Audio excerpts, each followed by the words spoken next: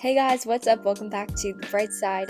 Today I am sitting on my bedroom floor with my Bible, just pressed play. So we are going to see where this goes. But I just wanted to have a heart-to-heart conversation and share some quick things that God's been putting on my heart, and hopefully that can carry with you guys throughout your week. So I just wanted to start in Proverbs 18 verse 21, and it says the tongue can bring life and death. And I know, you're expecting me to read through, but I'm going to stop right there because I just want to unpack that real quick. So when it says the tongue can bring both life and death, obviously that doesn't mean in like a physical sense. It means in a metaphorical sense, in that our tongue holds our voice, and when we speak, those words have an impact that I think a lot of times we forget. We get to choose what we say. We get to choose if we want to encourage people and lift them up and be a light and show them what God has for their life. But yet we also get to choose if we want to gossip and let our words be sinful and let our words be destructive and hurtful. And when you think about those two things, which one sounds better? Like, just being so honest, like being uplifting and being like a vessel for the Lord through your tongue is a huge way to glorify the kingdom and to be a light. And I just want to like I encourage you to think about the impact of your words, because I think it's really easy in today's world, especially with social media, to just be super, reckless with words and to be hateful and not thinking before we speak. And the Bible calls us to be intentional with our words and to remember that our tongues do hold the power of life and death. And you get to choose which one that you're going to use it for, because we have the power of free will, but the Bible calls us to use it for life and to be life giving and encouraging. So I just want to encourage you to, take a second before you talk. It's going to be okay if people have to wait a minute to hear what you have to say, because bringing life rather than death is a huge impact that we can make on this world. So, next up, so that same verse says, those who love to talk will reap the consequences. And this one, at first, I was like, oh shoot, I'm gonna reap some consequences because I'm a yapper. I mean, I bought a mic and I'm sitting on my floor talking. That is D1 yapper if I've ever seen it. But I just want to distinguish something, because this is something that's been weighing on me. And um, I was just kind of thinking about it. Like, God, am I yapping too much? Like, am I talking too much? And I think it depends on what you're saying. And it says like those who love to talk will reap the consequence. And I think there's a big distinction between, like, if you are speaking for the life of the kingdom and you are speaking for God's glory and you're making an impact with your words in a positive light for his own glory, then you're gonna reap the fruits. You're gonna reap love and joy and peace and patience and the fruits of the spirit. But when we're speaking in a negative light and when we are speaking in a sinful way and we are not glorifying God, then we will reap the consequences. And those are going to be really hard things to deal with. So I just want to encourage you to think about the impact that your words are having. And like I said earlier, not only how they affect those around you, but also how they're going to make you feel. Because the tongue, the heart, from the heart, the tongue, the words flow. Gosh, I can't speak. But like what you have in your heart is like where your words come from. And if you are not being pleased with the way that you're speaking about yourself or other people, check your heart posture. And I'm not saying that to convict you or shame you or condemn you. I'm saying that to, like, I've been through that. And I realize a lot of times whenever I'm being, like, bashful, or if I catch myself being hateful towards my body, or if I catch myself being like snippy or bitter towards somebody, usually it's because something's not right in my own heart. And it's because I'm not spending time with God, or I'm not being in community, or I'm not, just like being intentional with what I'm saying, and I'm just being outlandish with it. And that is usually because something's off with my habits, or I'm feeling distressed with something. So, I just want to encourage you to check your heart posture in that, because from the heart, your words will flow. And then if you are filling your heart with what God wants you to fill your heart with, then your words will be an overflow of his love and his encouragement and his light. And then I wanted to skip to chapter 19, verse 21.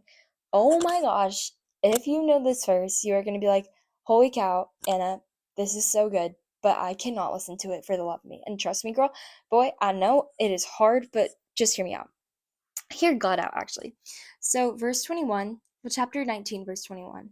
says, "You can make my many plans, but the Lord's purpose will prevail."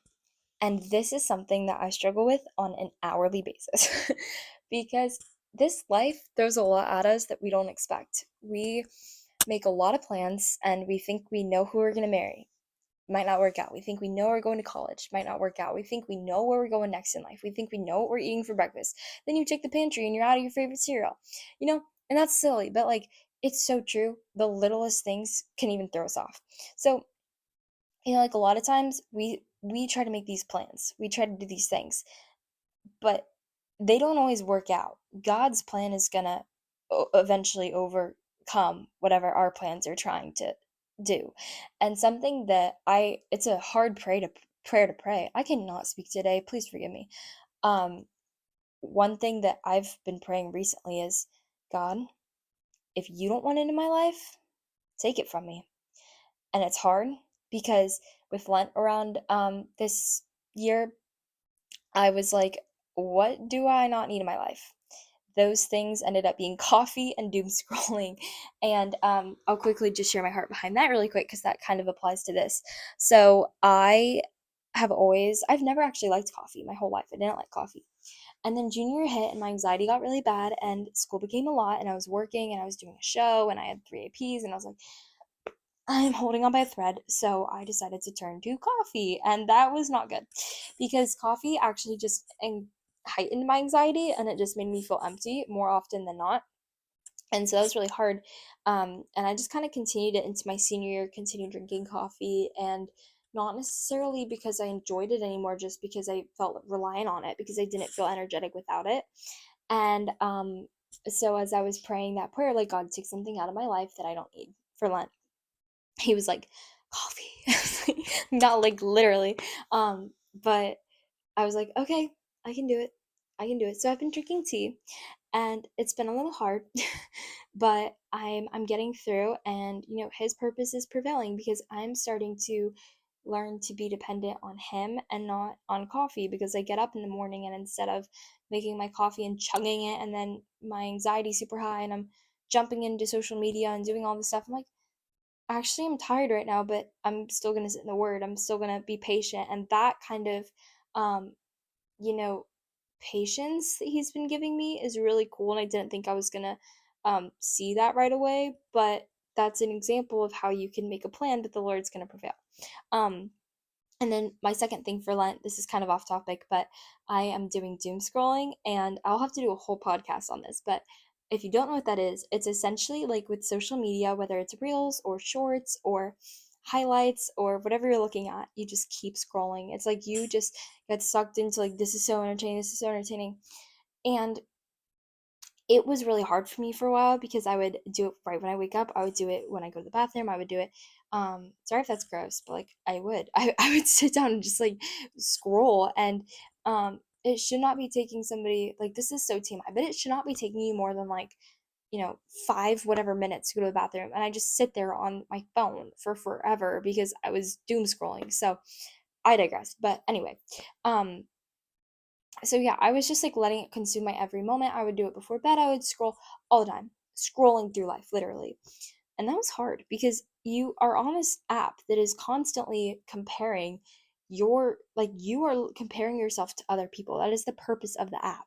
Like, not the purpose. You can use it for so many good things, but in hindsight, it's comparison and you can choose to not let it be, but I was choosing to let it be comparison and I fell into kind of a loophole of scrolling and scrolling and scrolling. And so that was really hard. But when I prayed that prayer and I was like, Lord, this is going to be hard for me to get rid of, but like I know it's best for me. So I haven't been doom scrolling and I still have what's crazy is like I have social media on my phone. I didn't delete social media. I just like have this like pact with God almost. Like I feel like he's just like watching me and every time I like open up reels, he's like, like, okay, I'll put it away. So his purpose is prevailing over that in my life, but I just wanted to share that because that's kind of on theme with Lent, and then how we might plan something but God ultimately has something better in store for us, even if that means taking away that one thing that we don't want to get rid of. So anyway, I just wanted to share that because I think that that's something that I really sat with, and I think that can really help people with their understanding of what they may be going through. And then last, I just wanted to read verse 27 of chapter 19. It says, "If you stop listening to instruction, my child, you will turn your back on knowledge." And man, is that truth, because it is really easy in this world to look to philosophers or other people or these like big names to get answers or to look for stuff. And sure, they are very wise and you can probably learn a lot of really cool stuff from them. But at the end of the day, God's truth is the truth. And when we don't turn to him first, we get shaken. And as a Christian follower, or as a Jesus follower, I guess that's the same thing. It can be really, really hard to discern, when you're not straight from the word. Is it from God? Is it from somebody else? Should I be doing this? Should I be listening to this? Go to the word. Like, the word is his word. The word is his heart and his life. And so whenever you're pondering, like, I don't know if I should do this, I don't know if I should do that, see if it's in the Bible. Like, there's probably something that's similar to it, or a parable that can point you in the right direction. But like, the words in red are what Jesus said. Oh, I'm a rapper. Okay, but basically, like, what this is just saying is, don't stop listening to God. Like, just because you might find something really cool on this earth, or you might, you know, be learning a lot from this person, that doesn't mean that you get to stop listening to God. Like, God is your truth. He is your stronghold and your foundation. And um it is so important to grab onto him in the best and the worst times, because no matter what you're going through, he's going to be constant and he's going to pull you through that season. There's been seasons in my life where, I don't mean to say seasons like cliche, but just genuinely, like, it was just a time period in my life where I stopped listening to him. I was like, God, I got this. Like, I'm doing this on my own. I don't need your instruction. And that was really hard for me, because I ended up losing my foundation, and it wasn't gone forever. It was just dormant, because guess what? I walked away. He was still there. And he was waiting for his prodigal child to come running back with open arms. And when I did, he was still there waiting with his knowledge and his wisdom. And it's just really important to turn to him for instruction and turn to him for guidance. And that might not even just be like looking in the word, but just talking to him. Like, God can speak to us through people and through places and signs and all those things. And it's important to discern, like, is this from God? But if it's going to glorify his name, glorify his kingdom, it's probably from him. So I just want to encourage you to look at the word, talk to God, spend time with him. You are loved, you are chosen. And yeah, I hope this just shined some light on your day and showed you the bright side to things. But I love you all so much, and I hope you have an amazing day. Bye, guys.